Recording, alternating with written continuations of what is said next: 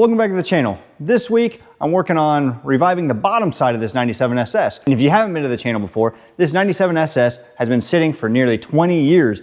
That's right, originally I thought it was 10 years. I did a Carfax on it. It was last registered in 2005 with 146,000 miles on it, or 147,000, that's right. And when I finally lit up the cluster, it showed that it had 156,000 miles on it. So I would imagine that that year in 2005 was probably the last year this thing was on the road. So in order to work forward to get to where we can install the drivetrain into this, we need to at least clean up the bottom side. So in today's video, I'm going to clean the bottom side, disassemble everything that's on the bottom side, prep the bottom side for paint, and coat the bottom to make this thing nice and shiny with a budget Harbor Freight gun and Spectra cup system. I'm trying to save you guys from watching some of the boring stuff, but right now I'm cleaning out all of this dust and grime that's been in all the body ribs. And then as we can see, this is all that surface rust that I really need to hit with the wire wheel and some rust converter on it just to save it from going anymore. But I hit a stopping point because I wanted to show this. You can actually see the water line that sat in this car for years. This car had sat outside for over 10 years, and I know for some of that time it sat outside without a windshield on it. Mainly I know that for a fact because the owner I bought it from had just put a brand new windshield in it before he had sold it to me. So having standing water in it, it's not a surprise. But what I wanted to show you guys is right here I have a pinhole, and here I have a pinhole. This one's small enough I might be able to weld it. We'll see what happens when I start grinding it. This is just unfortunately one of those things that happens, and the car is almost 30 years old. The next step of this project is to get this automatic shifter out of here, because we don't need that type of negativity in our lives.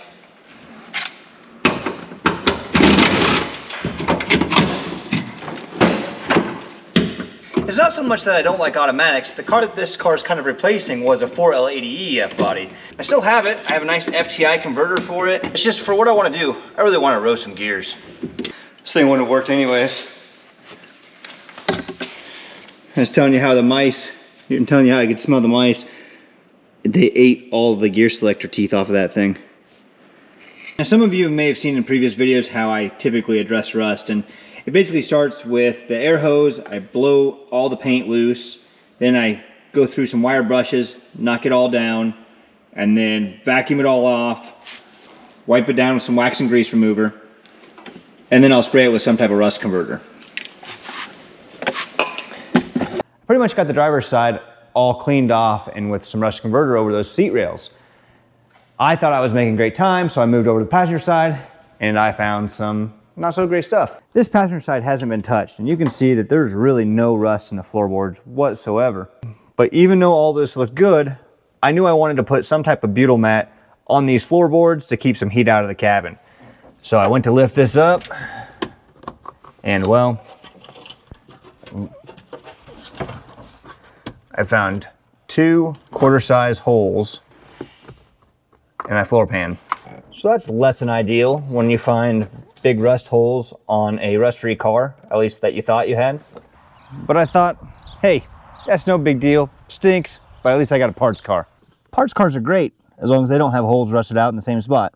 That just meant I had to go to the scrap yard, find one that didn't have a hole in it, which I would like to say was pretty easy, but it wasn't, considering we're in Iowa, where we get a bunch of salt and snow, and well, the car's like 30 years old. Now, believe it or not, I've never patched a floorboard before, but I think we're just gonna kind of come up above where I see this rust at, and just kind of zip around here, try to keep it as square as I can, and weld it in here. It's really unfortunate, because when I first got this car, I looked it over really well, and well, with as much oil and grease and grime, it should be pretty much rust-proof. On a serious note, I did look it over all really well, and I didn't really see much. The only reason why I didn't see this is because that heat shield for the exhaust was covering it up. The only thing left to do is just start cutting this out. No judgment here. I'm just kind of sending this.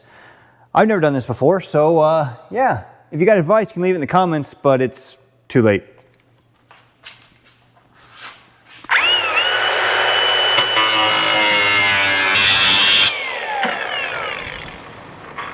Huh.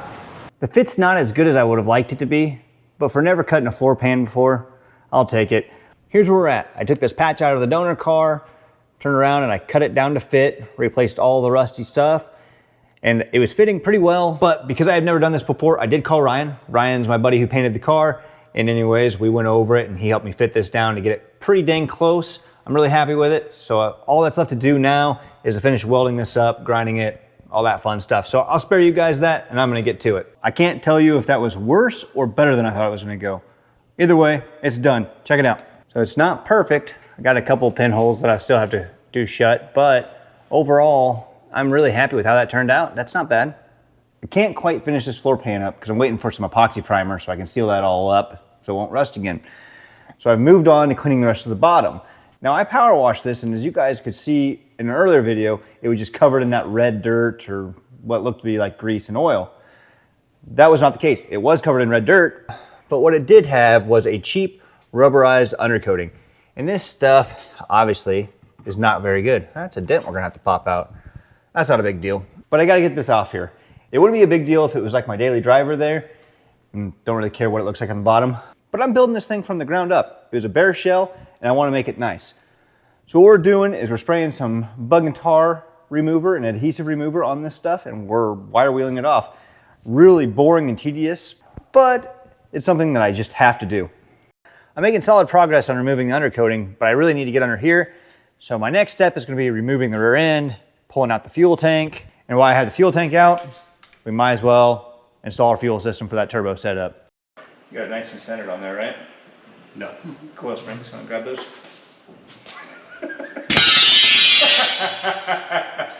That's all. That was perfect timing. Coil springs, you got that, right? Just not quite long enough. That's my problem always.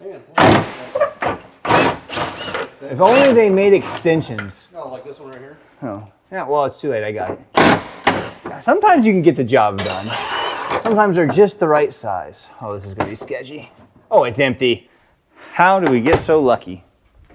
I gotta rotate it, is what it is. That's all in the eye. Yep. You should just pull straight out now.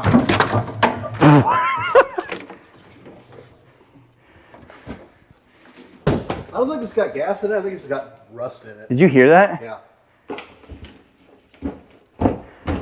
We're gonna have to open this up. It sounds like a plastic tank. I think we gotta open it up. I just don't wanna smell it, but I wanna see what's inside.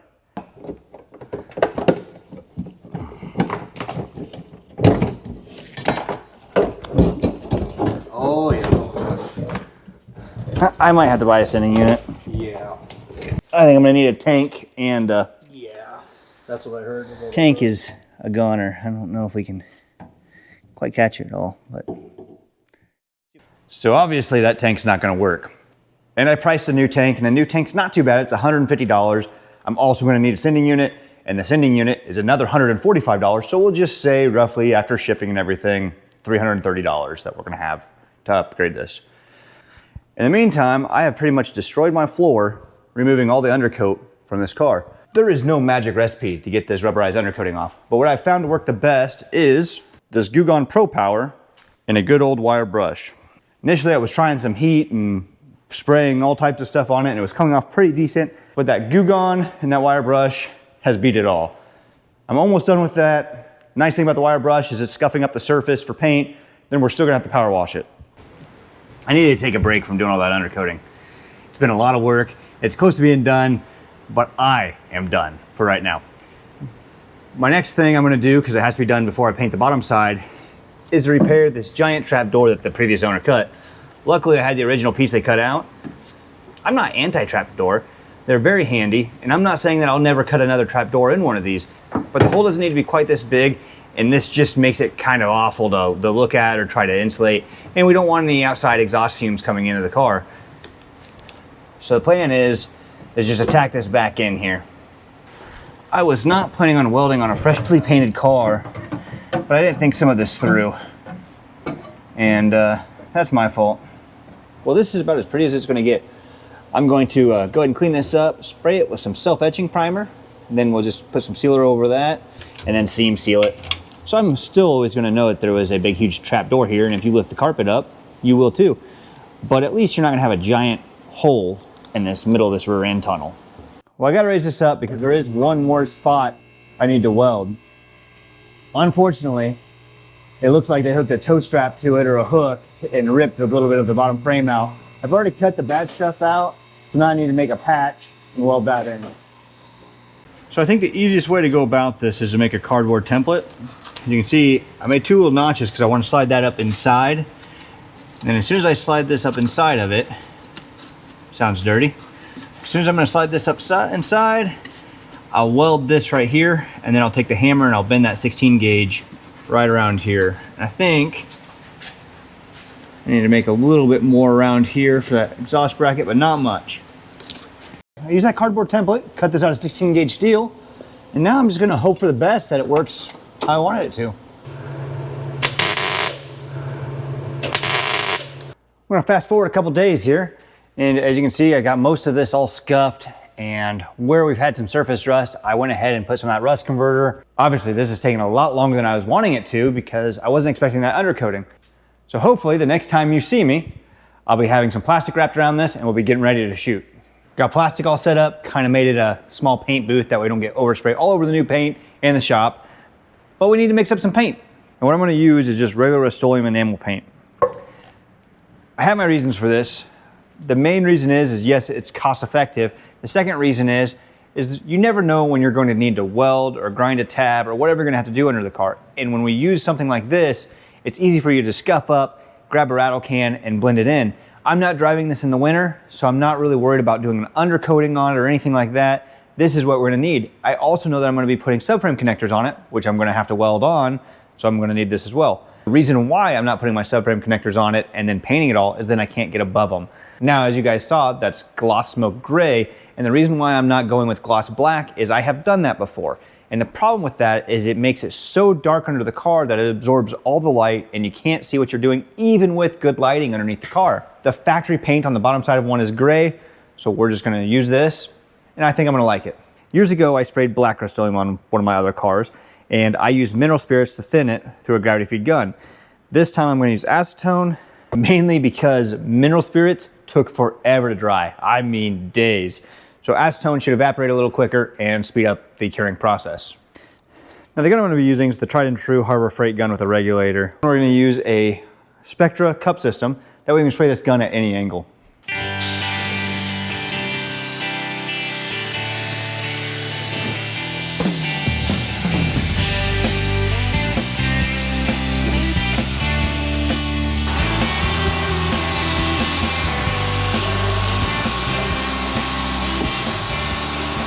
It's been a couple days since I painted this. I'm starting to get my fuel lines cleaned up and back on, and all the little other things I need to do. Put my cables on, and of course, put the rear end back here. Overall, the finish is pretty good. I'm happy with it. I did get a couple runs here, but guess what? No one's ever gonna see them. And of course, there'll be some touch-ups after I cut this out for the 6-speed conversion. Right here, I do have that heat shield for the exhaust I need to clean up and bolt back on. Overall, this thing is clean, bright, and looks somewhat factory. So we'll shut this light off and see how bright it is underneath of it. I told you one of the reasons why I didn't want to paint it black like my last one is so I could see why I worked on it. And as you can see, it's still going to be plenty bright under here to do whatever I need to do. So that turned out pretty decent. There was way more hours in this than I would have liked to admit, scraping all that old undercoating off and fixing some of the rust, and of course patching that floor pan. But I think the results were definitely worth it. Hanging right here is the main body harness with the fuse block and all the headlight harness and all that fun jazz in it. And the reason why that's all removed is because I'm getting ready to sand and paint the engine bay. I personally will not be rattle canning anything in the engine bay, mainly because I just want something a little more durable and something that's a little shinier than what is underneath there. So what we're gonna do is we're gonna paint that with base coat clear coat. But this engine bay, although dusty and dirty, is all base coat clear coat. I just prefer the look, and the engine bay will be black because it's easy to clean. Also, looks great. Now, if you want to see me paint this engine bay with epoxy primer and all the sanding and all that stuff that goes with it for the base coat clear coat, comment below and I will include that in the next video. Otherwise, the next time you see it, it'll probably just be pretty shiny. Now, all I have left is to figure out what I'm going to do for a fuel system. Whether I'm going to order a new metal tank, maybe update to something a little different. I'm not sure. Hopefully next week I'll have something figured out and I'll have the bottom side of the car buttoned up. Thanks for watching.